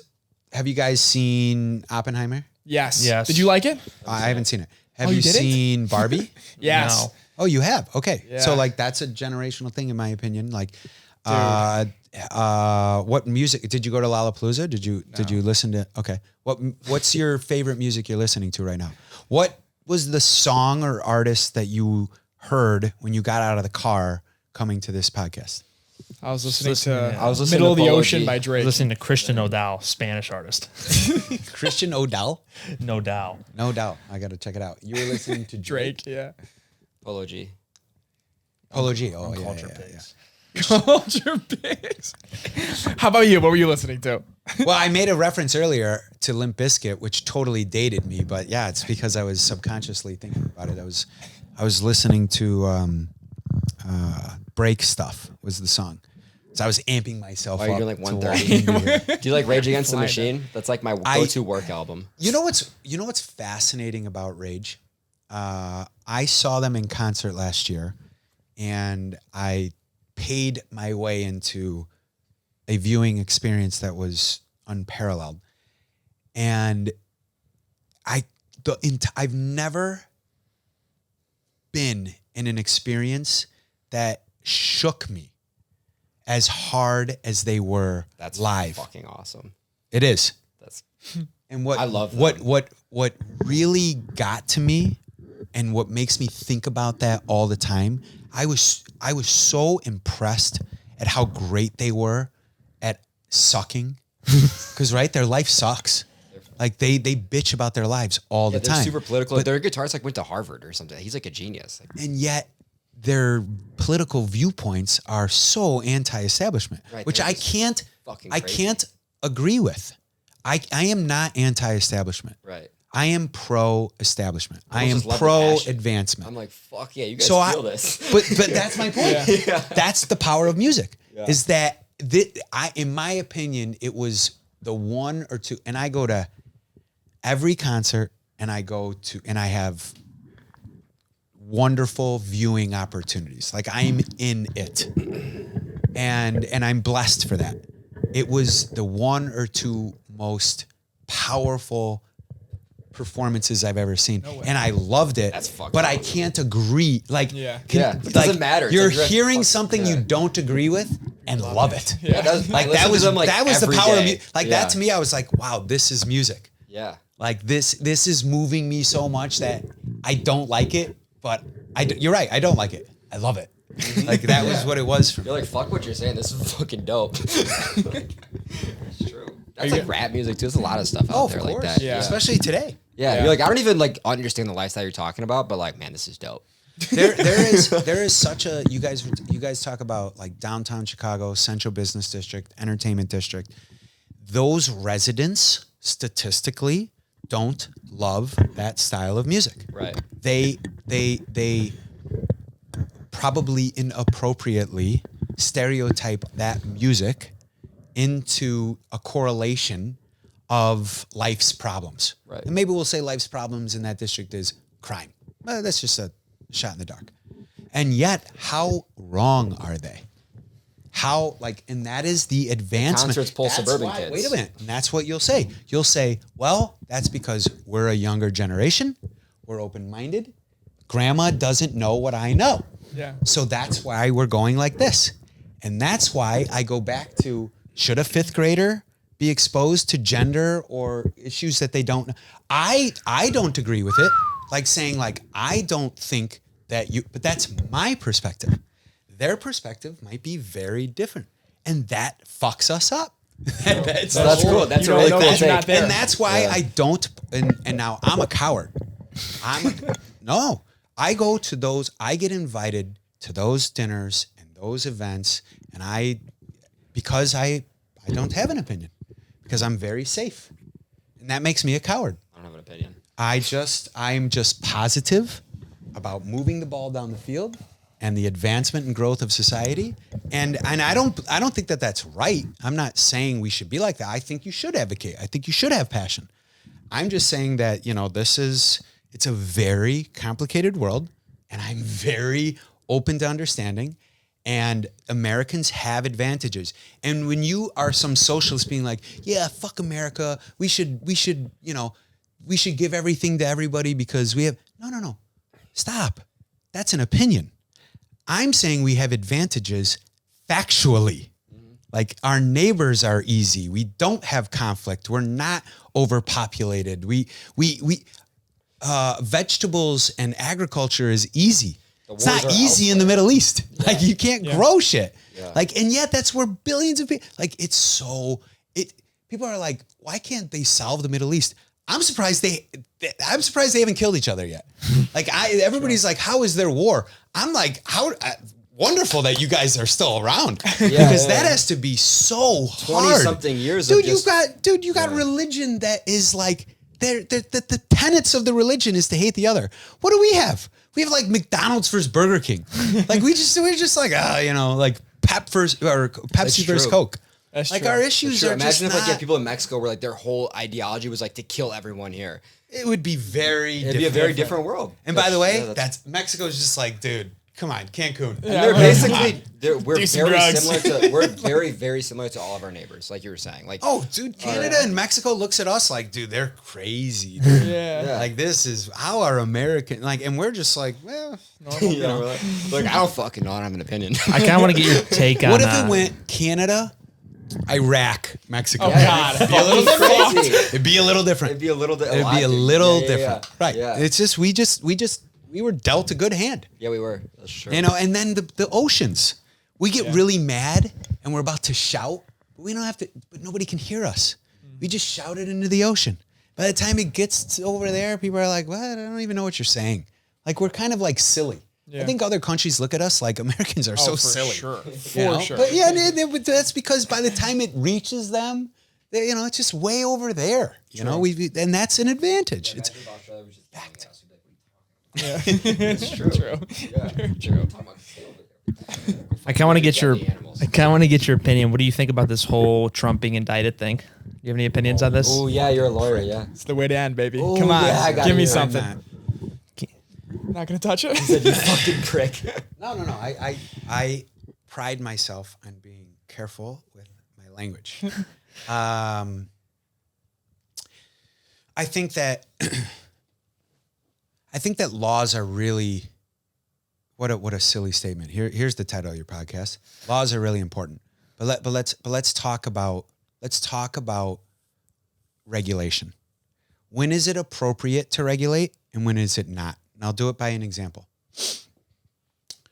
I think that AI is dangerous. Artificial intelligence technology is dangerous if unregulated because of the previous election and all the false news.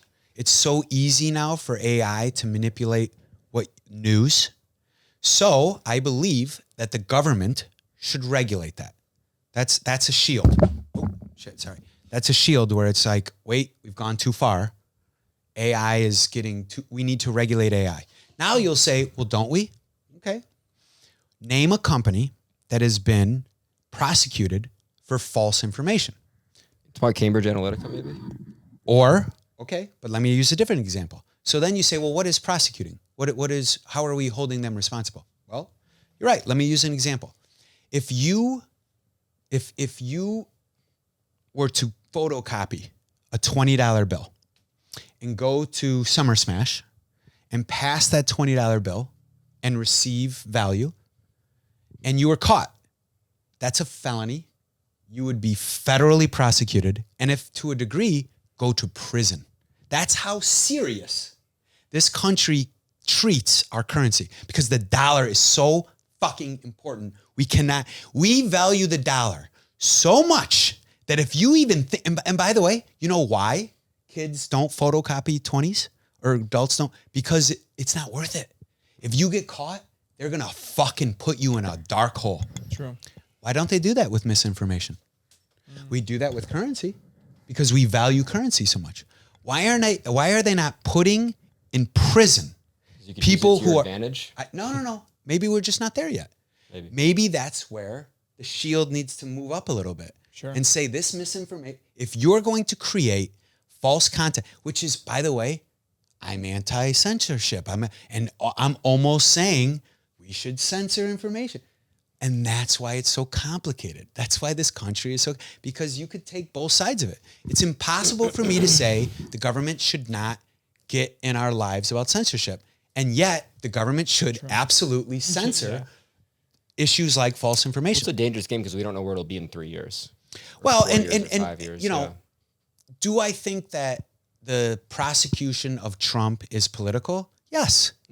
So I just want laws to be consistent. Am I terrified that, okay. So I go out to the club tonight. Are they using it like a sword right now, maybe? The laws? I mean, if I go out to a club right now, tonight, and I have been drinking all day, and I have the personality that I have, and I start spraying champagne like I do, and people are like just not trying to get sprayed champagne, but they're in the club around me, and I spray some Russians and Italian fucking mafia members, and they're like, I'm gonna fucking kill you. I have less fear of the Russians and the fucking cartel than I do of the American government. If the American government wants to put this glass of tequila in prison for 100 years, they will. True. That makes me like I get fucking, my hair stands up. It's a good point. They are the most powerful mafia. It's a formidable enemy. If they want you, they got you. Yeah. And I don't love that. Yeah. Like I you know. Yeah. I liked fearing the cartel. I don't like fearing, you know, my partner. I believe government is your partner. True. They're your partner in your lives, in your home, in your infrastructure. They teach our kids. They pave our gravel into roads. Like, they're our partner. I want to love my partner. I don't want to fear my partner. And that's, you know, that's where I get a little like, this is like, you know, people treat it like Trump is awful. He should go away. Forget Trump, dude. Just should somebody who, you know, go, you know, whatever. And I'm not saying January. I don't. That's not. I just think it's when the government wants you, they're putting this fucking glass away. True. They have like, And it's nerving. It is really, really scary that if you make the wrong enemy in the government, it's like pretty much You're dead. Yeah. You're dead. Yeah. And that's why I love the United States. I love And the if you government. didn't- I I love think the country so everybody's much. great. And if you didn't I never have do anything I do. the money I to pay defend my yourself. taxes. I'm all, you know. Fucked. I feel like we could honestly have a 9-hour conversation. Yeah, I'm loving this, but Yeah. no, I think this is you're right. It's terrifying as hell. But Good place to stop. good place to stop. I place think we to got stop, everything. for sure. Thank you Thank so you much so for coming much. on. This I is a love great this. fucking Thank you, guys. conversation. Yeah, I This was is not great. expecting that. I Yeah, came in this this is morning a great. little hungover. I was like, wondering how this is going to go. Great You fun and him combo. both. Yeah, that's Listen, awesome. shout out to his grandma. Thanks for listening. Jim Carrey's Joe Biden. Thank you guys for tuning in. We Thank really you. appreciate it. We'll see you next See you week. next Yeah. week. Peace. Later.